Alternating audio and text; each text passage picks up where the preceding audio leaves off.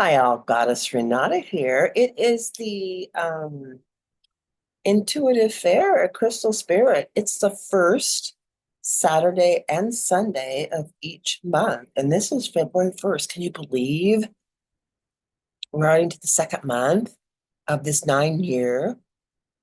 So we have been here today from 10 until 6-ish, and tomorrow 12 to 5. So it's a perfect time to stop down and have a conversation, an intuitive conversation with me. And there's about 4 or 5 other healers and readers down here as well. So you can get a shift of perspective if that's what you feel you need. You can get some assistance in getting unstuck if you feel like your flow is jammed. Or you can just come in and get some hugs and some love. That works out too. And for me, you get like the little unicorn. A unicorn. So anyhow, and you get little sparkly glasses. Um, I was going to do a little podcast today with one of the readers here, and then we just both got busy. So I had the Zoom set up. So I thought I would check the background to see what that looks like. And sometimes I'll just forget somebody's name, like Jamie. So Jamie and I were going to do a podcast. I feel like we're going to do that tomorrow. Yeah, so I wanted to see what this is an amethyst, a huge amethyst crystal we have at Crystal Spirit. And so I just took a picture of that, and it's the background for this. I may have some other background tomorrow, but this felt kind of fun. I've had the most interesting conversations with people here today. The one gentleman that I just got through talking with, his name's Mateo. And I was saying, I have noticed how things are so different. And he was like going, I just noticed how things feel so different. And that feeling state is really for me, I'm just sharing this, for me, being able to feel how things have shifted is like the PowerPoint now. A lot of the old systems just are not efficient and they're just dropping off, dropping dead like flies. Although I don't want to wish our little, winged friends any horrible death like fly swatter, fly paper. But, I digress. I do that a lot. It's a new time, it's a new energy, and all of us must be present. And in fact, I'll say that when we're all present, our presence is the present that's unwrapped when we're in and around our circle of family and friends, our influencing circle. We can all have like that chit chat about who did this and who did that and what that's all about. And some of that is kind of fun and just in likeness. But on the very serious side, I ask myself, many times, what is it that you're really interested in? I'm interested in a lot of things, a lot of thoughts and philosophies, ways of being.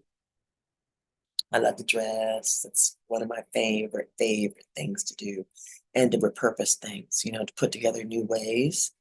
Not unlike what we're doing now on our planet, which is creating new ways of being, new ways of sharing, new ways of loving, new ways of being present for ourselves and loving ourselves. And at the same time, recognizing that we're influencing our circle of family and friends that we hang around. And like I said, a little bit of the chit chat, the the cattiness, all of that, that's just fine. There's a place for that. And you can laugh at that, laugh with and not at, right? But on the very serious side, in the collective, we are all creating a new planet. And if we dip down too much to the less expansive thoughts, then we create that less expansive opportunity for ourselves and for others. That's what I mean by we are the ripple. We're the ripple in the pond. You throw out the rock, and then there's little concentric circles from that one rock that you threw from the shore. At some point, the ripple, the concentric circle is not even seen from the point of where you threw it.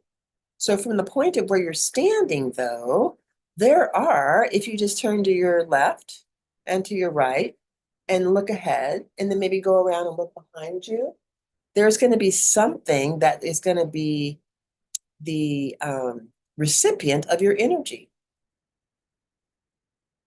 Interesting thought, huh? So that's what I mean by influence. You know how you can give somebody the stare down, or the evil eye. By the way, we have some of those really cool Greek, they call them evil eyes, but I don't think that's what they are. But they're very cool, though. Anyhow, I digress again. But, you can give somebody the evil eye, like when you were little and you did something and you knew when your mom looked at you that way, it'd be like, ooh, I am in trouble. My mom would always say, so now I don't spank you very much, but go outside and get that switch. And I'm like, what? She wants me to go out and get my own punishment? Even when I was little, I knew that was screwy. I'm going to bring you back the tiniest, the most slender, and the slenderest of threads off that tree for you to spank my butt with. I think I might have got 3 or 4 spankings in my whole life for like, I told you not to do that. This hurts me more than it hurts you. And I'm crying and going, no, it doesn't. I mean, that's probably one of the reasons why in this lifetime I decided not to have children, although I have a very rich, rich family. I do. I have stepchildren, step grandchildren, and I have just a huge extended family, it's just wonderful. And I decided in this lifetime that I did not want to have children, but I have the full breadth of experience of having children in my life and watching them grow up. It's the most amazing, amazing perspective to see little people. I literally have seen my grandchildren be born out of their mom's hoo-hoo. We did a kumbaya circle in the hospital when one set of grandchildren were born. And then I got to, watch my daughter Chanel and her husband, they did Lamaze classes together. And when they were having their baby, Michael was in there, honey, now breathe. Dude, now Chanel was like, I mean, they did that whole thing together. It was so cool. I just got to partake in it. And we just spent this past weekend with my granddaughter Bella, and when she was little, I remember her and I going, we were probably on Mercer Island at the time, to the copy place there, and she put her cute little hand down on the copy machine, and I put my little hand, which is big, next to hers. I still have that copy machine print of Bella and I, and we just hung out, Popo and I, that's our name, Popo and Mimi, with our Bella, Isabella. And we just hung out with her. She spent the night and we just had the best time. Her energy is so easy to be around. But the whole time I was just kind of in awe, like I saw her come out of the womb. I watched this big person, the little person grow up. I mean, like, I know there's other things about momming, but I don't know. I feel like I've had the full experience without having to give birth this time. And then, I had my little Chai Chai, my little Shih Tzu, my little 4-legged baby, that he passed, he crossed over, but we still hang out. He comes to visit me, you know? I mean, it's been a wonderful life. I used to watch that movie all the time too when it would come on. Jimmy Stewart, It's a Wonderful Life. It's kind of hokey, but when you wake up to the fullness of who you are, you walk into your authority, you're just happy in the skin that you're in, you're good in the skin that you're in. It's not like it's always happy time, but you trust that this too shall pass, you know? But choosing is the real big deal now. And the choosings are different for all of us, and they're on different levels. But we are all part of this shared humanity. And if we believe that our planet is all messed up and up, then you know what? We were part of that in this incarnation and others. Do we need to keep like pulling in the knapsack of responsibility and the knapsack of horror and pulling out those stories and criticizing and critiquing ourselves until there's nothing left to critique and we're in shreds. We're like a hump in the ground, just, oh, I've had a horrible experience. Or do we like take that wisdom, integrate it, and move on? And then drop those things that no longer feel expansive. You know what feels expansive and what feels not. Utilize that wisdom to make your now day and your next moment your best moment, and don't compare it. Is that some wisdom? And don't compare. Because whenever you compare, you compete. And if you're in a race to run a race, that would be one thing. And, if that's your job, okay, I get it. But I'm talking metaphorically. I love doing that because then I can step in and create a new story. Like I don't have to be committed to the old story that I came in with about what I wanted to experience. I can experience everything as a soul that I wanted to experience, I believe, and have more of an expansive, loving, magnanimous disposition versus just the opposite of that.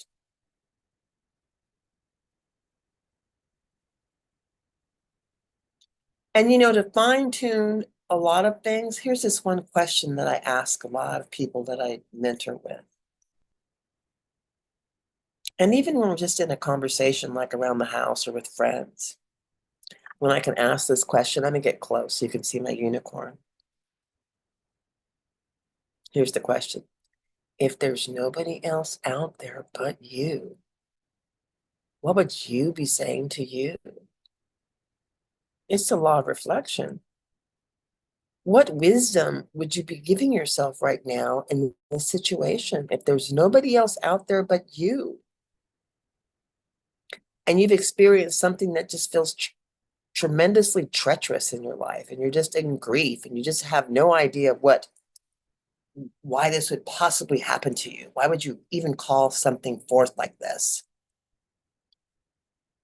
Bring that question up. So, if there's nobody out there but me talking to me, what would be the reflection? What would I be saying to myself?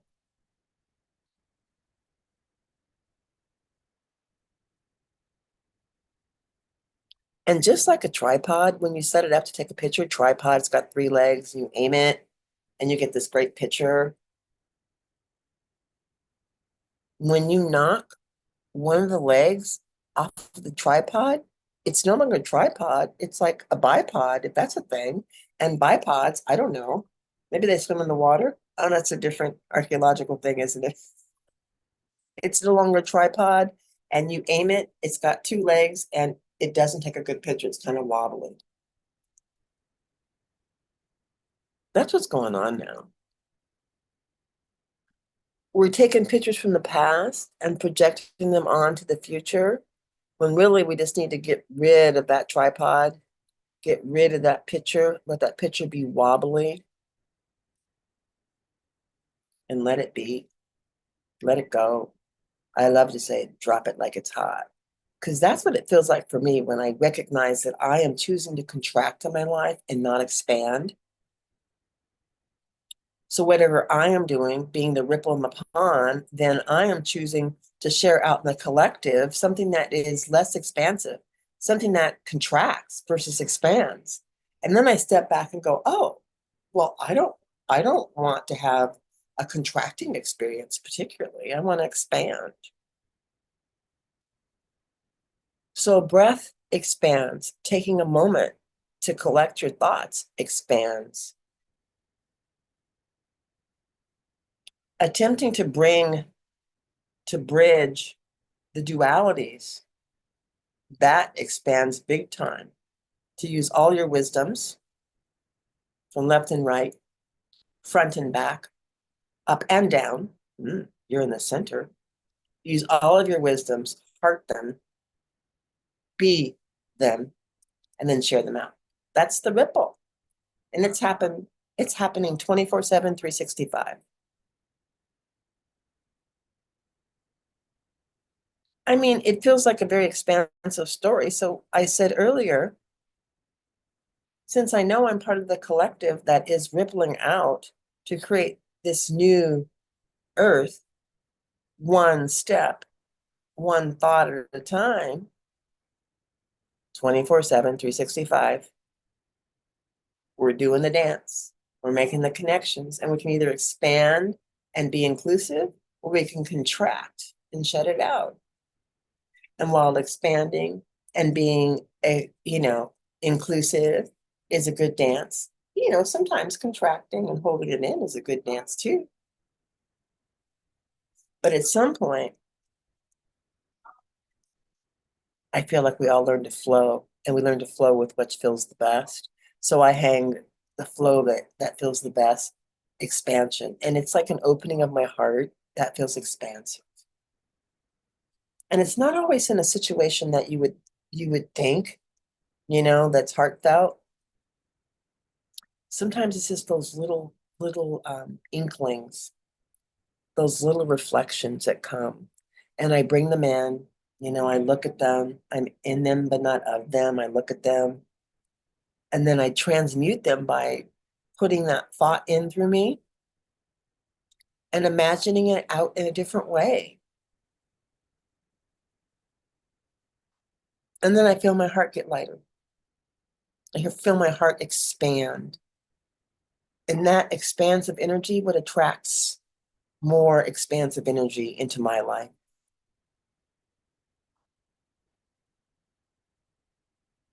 I cannot do a lot about people's choices and how they're choosing to experience their journey. It's taken me forever to understand that.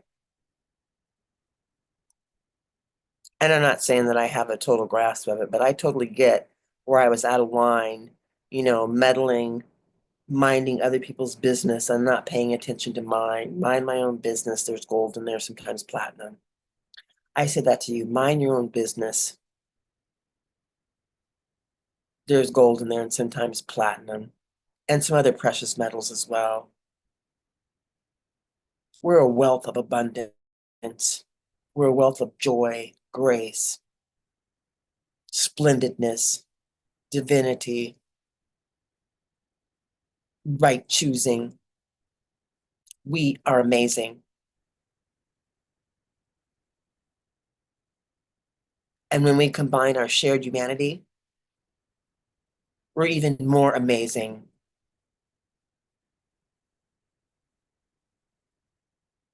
I'm going to say it because we're it and a bag of chips. This is Goddess Renata. You have a fabulous, fabulous evening. I'll be talking to you real soon. Bye for now.